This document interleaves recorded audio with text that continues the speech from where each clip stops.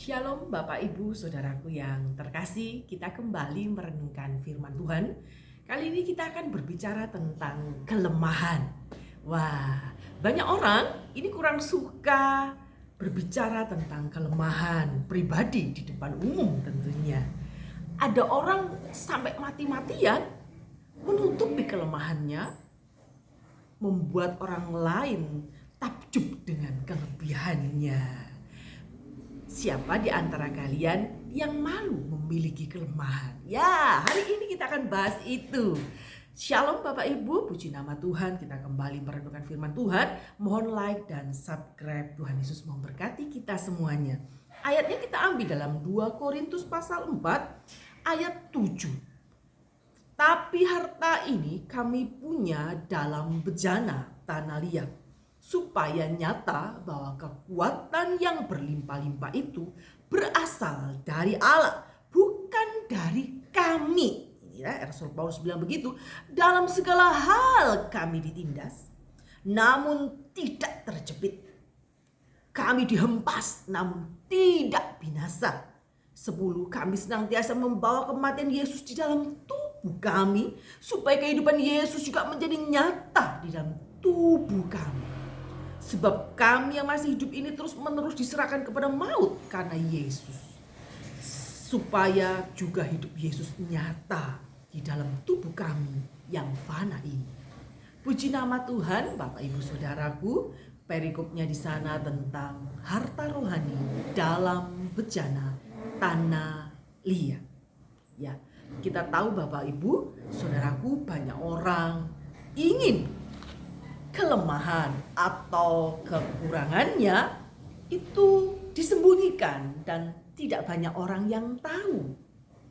Mereka berusaha kalau bisa hanya hal-hal yang positif yang kita tebarkan di media sosial, yang kita bagikan kepada jemaat, kepada teman-teman. Orang hanya lihat kita sukacita. Orang tidak ingin sampai tahu bahwa kita ini punya titik-titik kelemahan yang membuat orang, kok bisa ya pendeta itu kok punya kelemahan seperti ini dan sebagainya. Bapak Ibu, tidak heran banyak orang itu mengorbankan segala sesuatunya demi terlihat sempurna. Ya, di hadapan dunia tentunya, di hadapan keluarga. Kalau orang tua di hadapan anak-anaknya ingin tampil sempurna. Kalau Bapak Ibu pendeta ingin tampil sempurna di hadapan jemaat. Bapak Ibu Saudaraku, alhasilnya mereka tidak dapat menampilkan citra diri yang otentik. Jadi penuh kepalsuan. Kadangkala gereja Tuhan ini penuh dengan kepalsuan. Saat kita hidup di dalam kepalsuan, kita diterima oleh orang lain. Tapi justru saat kita hidup di dalam kejujuran dengan segala kelemahan kita, itu gereja justru membangun tembok yang tebal, ingin menjauhi kita. Ada satu perumpamaan, seorang penjudi, seorang pezina, seorang pemabuk itu tiba-tiba datang ke gereja. Ya, dia datang memuji Tuhan, menyembah Tuhan, berdoa dengan khusyuk. Terus ada penatua gereja ini datang menyalami bapak ini. Wah, bapak orang yang baru ya. Mari memperkenalkan diri. Ya, singkat cerita, bapak ini datang di atas mimbar, dia bersaksi, dia bilang, saya ini seorang Kristen yang taat. Saya ini seorang Kristen yang menjauhi larangan Tuhan. Saya setia berdoa, saya orang yang tekun membaca firman Tuhan dan sebagainya. Terus, wah, jemaat pada tepuk tangan semuanya. Mereka antusias. Terus dia pulang, ya laki-laki ini dia cerita sama istrinya. Hari ini aku ke gereja, orang lain percaya kalau aku baik. Terus istrinya bilang, "Pak, kok kamu kayak gitu sih? Kan kamu pemabuk, kamu penjudi, kamu pezina. Kenapa kok berbohong di hadapan jemaat? Minggu depan kamu harus datang, katakan sejujurnya kepada gereja." Terus, baiklah, saranmu akan kulakukan. Ya kan, singkat cerita, minggu depannya dia datang kembali. Terus dia minta izin untuk bersaksi. Dia menangis di atas mimbar, dia bilang, mohon maaf, saya minggu kemarin berdosa kepada Tuhan dan kepada jemaat. Saya berbohong, saya seorang penjudi, saya seorang pemabuk, saya seorang pejinat. Semua jemaat kaget. Dan penatua yang kapan hari itu, dia bilang begini, stop, mulai hari ini Bapak tidak kami terima menjadi jemaat kami. Jadi kami tidak ingin Bapak berjemaat di tempat ini. Kalau minggu kemarin kami menerimanya, sekarang kami menolaknya. Dengan sedih si Bapak turun di atas mimbar, dari mimbar dia turun, dia berpikir, saya sudah jujur tapi mereka menolak. Dia kembali ke rumah, dia cerita sama istrinya, saya bingung dengan gereja, saya bingung dengan orang Kristen. Saya berbohong, mereka menerima saya. Tapi saat saya mengungkapkan sebenarnya jati diri saya, segala kelemahan saya, justru orang itu menolak saya. Dari ilustrasi ini Bapak Ibu Saudaraku, banyak orang memang punya banyak kelemahan yang ditutupi dan ingin terekspos yang positif saja, yang wah-wah saja. Orang tidak suka terlihat lemah di depan rekan-rekannya. Bapak Ibu Saudaraku, berbeda dengan Rasul Paulus. Ya, berbeda dengan Rasul Paulus. Bedanya di mana ini ya? Bedanya Rasul Paulus tidak malu mengatakan bahwa dia seorang yang tidak sempurna. Jadi Rasul Paulus seorang pemimpin besar, dia mengakui bahwa dirinya tidak sempurna. Jarang loh seorang pemimpin besar mengakui dirinya tidak sempurna. Banyak para pemimpin gereja selalu ingin tampil sempurna, seakan-akan hidup dalam kepalsuan, hidup penuh dengan topeng kemunafikan. Ya, Bapak Ibu Saudaraku, dalam teks ini tampak begitu otentik. Tidak hanya menunjukkan kesusahan yang harus dialami selama Paulus melayani pekerjaan Tuhan, ia juga tidak malu dalam hal ini menunjukkan kelemahan dirinya pada masa itu. Bapak Ibu Saudaraku, malukah Anda mengakui segala kelemahan tabiat buruk kita kepada pasangan kita, rekan-rekan kerja kita, bahkan ke anak buah kita? Hal ini terlihat melalui penggambaran bejana tanah liat yang Paulus pakai untuk menunjukkan sesuatu yang rapuh. Namun ya, di dalamnya terdapat sesuatu yang mulia. Mengapa kok bejana tanah liat? Karena mudah rusak. Ya, Bapak Ibu Saudaraku ya, Paulus sebenarnya sedang mengontraskan antara sesuatu yang mulia dengan dirinya yang lemah. Sesuatu yang mulia yang dari Tuhan dengan dirinya yang lemah.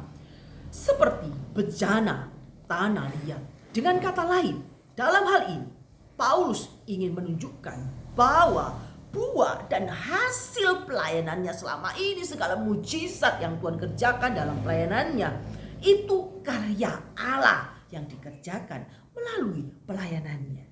Sering nih ya, kalau kita dipakai dengan urapan yang luar biasa, kita berpikir itu karena kita rajin berdoa, kita memiliki hubungan yang intim dengan Tuhan, sehingga urapan Allah itu keluar dalam diri kita.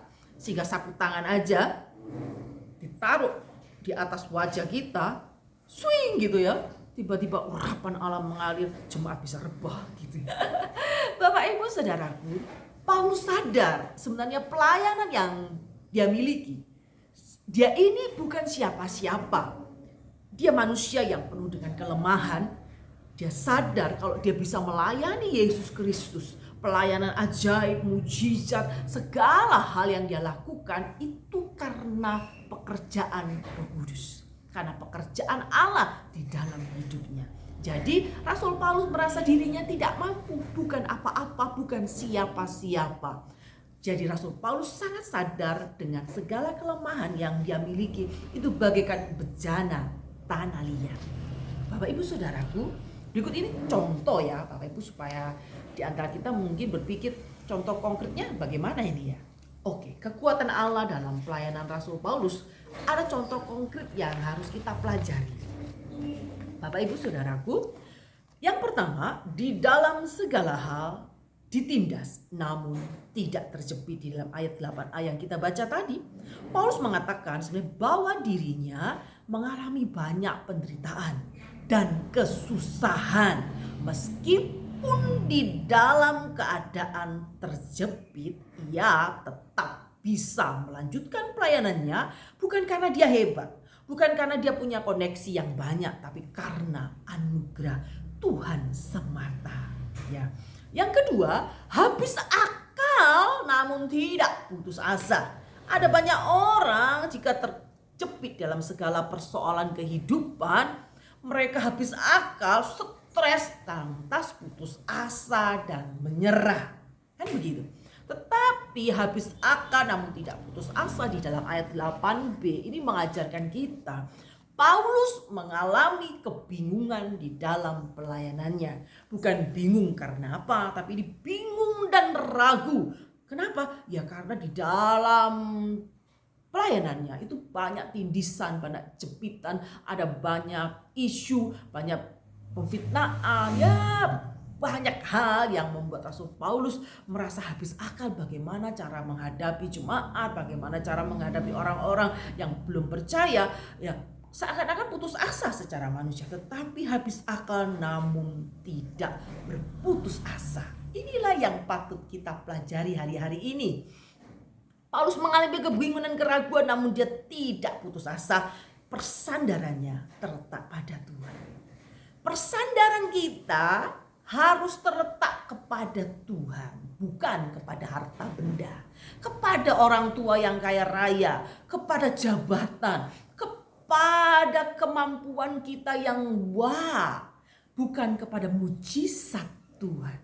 Persandaran kita adalah kepada Yesus saja.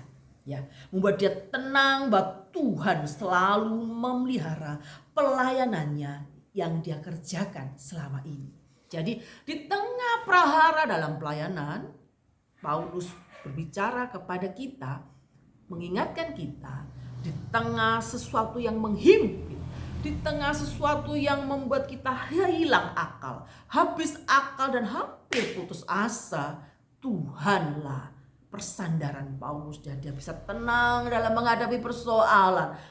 Segala perkara dapat kutanggung di dalam Dia. Ya, Bapak Ibu Saudaraku, kalau kita berpikir ikut Tuhan hanya memikirkan mujizat saja, kita keliru Bapak Ibu Saudaraku. Ada banyak hal di dunia ini mungkin tidak sesuai dengan pemikiran kita. Kita terlalu sibuk memikirkan pertolongan Tuhan yang ajaib, yang supranatural, yang mujizatnya itu begitu wow, sehingga kita selalu berpikir, wah enak ya jadi pelayan Tuhan, selalu ditolong Tuhan dengan mujizatnya yang luar biasa. Tapi jangan lupa, Paulus di dalam pelayanannya tidak hanya mujizat yang mengikutinya, tapi penderitaan salib Kristus itu yang selalu ditanggung. Tetapi di dalam segala kelemahannya, dia tidak sendirian, dia punya Yesus tempat bersandar. Ya, dia aniaya namun tidak ditinggalkan sendiri. Siapa sih orang yang senang dipenjara? Dipenjara karena menyebarkan Injil Yesus Kristus, itu ya sangat tidak enak Bapak Ibu. Saat itu mungkin dianggap ajaran sesat dan sebagainya. Selalu ada usaha aktif dari orang-orang untuk menangkap dan membunuh Rasul Paulus saat itu. Ya, kemanapun dia pergi melayani tentu was-was ya. Kalau saya misalnya sudah tahu kalau saya ini diintai gitu, kalau jalan kemana-mana mesti kan toleh kiri toleh kanan, waspada, radarnya itu sangat gimana, kuat banget untuk itu ya Bapak Ibu Saudaraku. Tetapi percayalah, dianiaya namun tidak pernah ditinggalkan. Inilah Rasul Paulus. Kemanapun Rasul Paulus pergi melayani pekerjaan Tuhan, Tuhan tidak pernah meninggalkannya. Walaupun penganiayaan terus berjalan, hanya saja penyertaannya Tuhan itu selalu tersedia buat Rasul Paulus. Keempat, dihempas namun tidak binasa. Dihempas bisa diartikan dibanting, direndahkan, atau dianggap direndahkan, dianggap tidak mampu, tidak berguna, sampah dan sebagainya. Ya, kayak bejana tanah liat itu dihempas, pecah ya. Ya, kita ini bagaikan bejana tanah liat, Bapak Ibu Saudaraku, diremas-remah, dibentuk ulang. Terasa sakit kedagingan kita, bukan? Itulah sebabnya mengapa manusia lebih senang dengan sesamanya itu mengumbar hal-hal yang kelebihan saja daripada kelemahan. Orang tidak suka terlihat lemah, tapi Rasul Paulus ingin mengajarkan kita tidak perlu menjadi orang yang munafik. Dalam keadaan lemah pun kita bisa bersaksi kepada sesama kita bahwa di dalam kelemahanku kuasa Tuhan turun dengan luar biasa. Dihempaskan, dianiaya, tidak ditinggalkan. Dihempaskan namun tidak binasa. Ya, direndahkan, dianggap sampah. Selalu penjagaan Tuhan, penyertaan Tuhan selalu aktif dalam pelayanan pemberitaan Injil. Jadi kita patut bersyukur kepada Tuhan bahwa Tuhan yang kita sembah tidak pernah tertidur. Dia selalu menyertai kita dimanapun kita berada. Sikap Paulus merengkuh sebagai seorang pelayan, merengkuh penderitaan, kelemahan, terlihat begitu lemah, itu tidak nyaman. Tetapi Rasul Paulus melakukan semua itu dengan hati yang sukacita. Jadi tertindas, habis akal, dianiaya, dihempaskan. Ini merupakan wujud persekutuan dalam kematian Kristus. Ada banyak hamba Tuhan kurang suka memberitakan firman Tuhan ini. Mereka lebih suka memberitakan berkat-berkat Tuhan, mujizat Tuhan, pertolongan anak-anak Tuhan. Di taat terjepit ditolong Tuhan dengan mujizatnya yang luar biasa. Wow, membuat kita tercengang. Tetapi pada momen-momen tertentu ditindas, habis akal, dianiaya, dihempaskan. Itu merupakan wujud persekutuan dengan kematian Kristus. Sedangkan situasi Paulus yang mengalami kuasa Allah yang membangkitkan, tidak terjepit, tidak putus asa, tidak ditinggalkan, tidak binasa. Sebenarnya itu merupakan wujud persekutuan dengan kebangkitan Kristus. Jadi ada kematian dan kebangkitan di dalam setiap hidup anak-anak Tuhan. Kita selalu ingin yang kuasa kebangkitannya saja. Kita suka sesuatu yang spektakuler. Kita suka sesuatu yang sangat-sangat momen-momen indah. Saat nggak punya uang, pertolongan datang, transferan langsung miliaran di rekening kita. Saat sakit langsung Tuhan sembuhkan. Saat sakit kanker langsung Tuhan sembuhkan. Mujizat Allah terjadi. Kuasa kebangkitan Allah. Tapi kuasa kematian kita tidak mau merengkuhnya. Seharusnya sebagai seorang anak Tuhan harus mau menikmati kematian dan kebangkitan Kristus di dalam setiap kehidupan kita. Ya, Paulus seolah-olah ingin menegaskan kepada anak-anak Tuhan, ya, Injil itu merupakan paradoks yang paling sempurna tentang kekuatan di dalam kelemahan. Ya, puji nama Tuhan.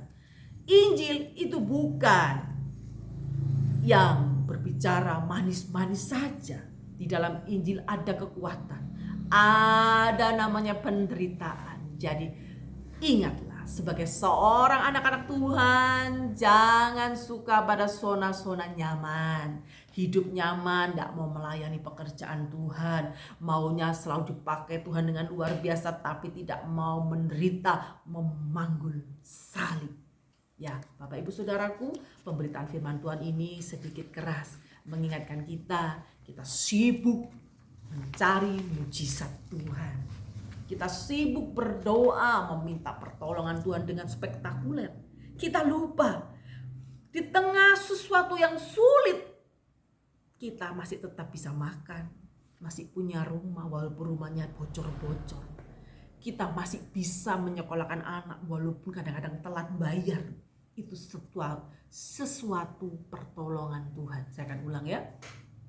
Jadi di tengah-tengah sesuatu yang sulit, seakan-akan mata pencarian semakin menurun, ekonomi semakin terpuruk, tetapi kita masih bisa makan, bisa menyekolahkan anak, punya rumah, bisa berteduh dari hujan walaupun agak bocor, ada atap-atap bocor, ada kayu-kayu yang keropos, tapi kita masih bisa berteduh, tidur dengan tenang. Itu bentuk pertolongan Tuhan, bentuk penyertaan Tuhan. Jadi kita harus pandai-pandai bersyukur untuk semua pertolongan Tuhan. Gitu ya Bapak Ibu Saudaraku.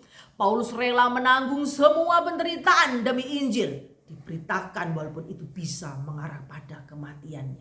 Selalu diincar oleh musuh-musuhnya untuk dibunuh. Ya, ayat 10a, Paulus rela menanggung semua penderitaan demi Injil. Apakah kita semua mau menderita demi Injil? Ya, seringkali kita bilang, saya tidak siap Tuhan, utuslah mereka saja. Saya mengalami kuasa kebangkitan saja. Walaupun Tuhan tidak menolong Paulus melalui hal-hal yang spektakuler seperti mujizat, namun Paulus tetap berusaha dan tetap mengerjakan apa yang menjadi bagiannya. Ya, di dalam setiap penderitaan ada kekuatan Allah yang selalu menyertai di setiap pelayanan yang Dia kerjakan. Bapak Ibu Saudaraku, di dalam bejana tanah liat, ya Bapak Ibu Saudaraku, Tuhan telah menyatakan kekuatannya. Pertolongan Tuhan tidak selalu berbentuk mujizat. Pertolongan Tuhan tidak selalu berbentuk hal-hal yang spektakuler, ya Bapak Ibu Saudaraku. Tapi justru dalam kelemahan kita, pertolongannya terlihat jelas. Ini merupakan sebuah penghiburan bagi kita dalam situasi apapun, di dalam pengiringan kita kepada Tuhan. Pelayanan kita, Kristus tetap menopang kita. Jadi seorang hamba Tuhan ini pasti sudah paham di mana kurang uang itu biasa gitu ya. Sebagai seorang hamba Tuhan itu hidup bukan kelimang harta, tetapi kadang-kadang hidup itu pas-pasan, tapi tetap semangat untuk melayani pekerjaan Tuhan. Bersyukur kepada Tuhan untuk hamba-hamba Tuhan yang di daerah terpencil, mungkin hanya berdoa meneteskan air mata, Tuhan besok makan apa dan sebagainya. Tetapi Tuhan menolong pekerjaan para penginjil yang ada di pedalaman dan sebagainya. Bapak Ibu Saudaraku, jangan lihat aja yang gereja besar, yang uangnya banyak, yang gedungnya mewah, mobilnya yang bagus. Seakan-akan kita berpikir, ayo kita rame-rame yuk menjadi pendeta, karena pendeta bisa kaya. Bapak Ibu Saudaraku, Allah yang kekal menjelma di dalam batasan manusia, menghadirkan kekuatan di tengah kelemahan, dan menjadikan kematian jalan menuju kehidupan. Ya, bersyukur kepada Tuhan, kita anak-anak Tuhan dipanggil untuk memanggul salib Kristus di setiap langkah hidup kita. Ada kuasa kematian, ada hal yang harus kita rengkuh setiap hari. Kelemahan kita akui kita bukan siapa-siapa tanpa Tuhan. Segala kelemahan kita, segala ekonomi yang terpuruk, kesehatan yang menurun, mungkin anak-anak yang sulit diatur, mungkin suami yang matanya jelalatan sana sini berselingkuh dan sebagainya, istri hanya diam menangis meratapi nasib. Bapak Ibu Saudaraku, saya akan bicara buat kita semuanya hari ini. Jangan berputus asa. Kita ada pada fase kematian Kristus. Tapi jangan merasa berkecil hati. Di tengah kematian Kristus itu yang begitu mencekam, ekonomi yang begitu menghimpit, hutang sana sini, tidak ada orang yang percaya untuk menolong kita itu loh. Orang enggan. Ya, saya ada fase-fase di mana orang lain itu enggan untuk datang menolong saya. Merasa tidak percaya, kalau tak tolong kamu nanti kira-kira bisa bayar atau enggak. Kalau tak tolong kamu bisa enggak mengembalikan hutang-hutangmu. Banyak orang itu suka berteman dengan orang kaya. Tidak banyak orang berteman dengan orang miskin. Tidak banyak orang berteman dengan orang-orang pengusaha yang lagi jatuh bangkrut. Bapak, Ibu, Saudaraku, apapun keadaannya, di tengah kematian Kristus yang kita alami, percayalah, ada kuasa kebangkitan Kristus. Mungkin kuasa kebangkitan Kristus itu tidak spektakuler seperti yang dibayangkan orang.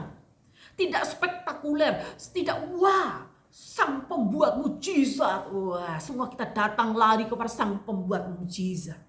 Tetapi di tengah prahara yang terjadi, ingatlah, Allah yang kekal menjelma dalam batasan manusia dengan segala keterpurukan kelebihannya. Dia menghadirkan kekuatan di tengah kelemahan dan menjadikan kematian jalan menuju kehidupan yang kekal. Puji nama Tuhan. Tuhan Yesus memberkati kita semuanya. Tetap berharap kepada Tuhan. God bless you.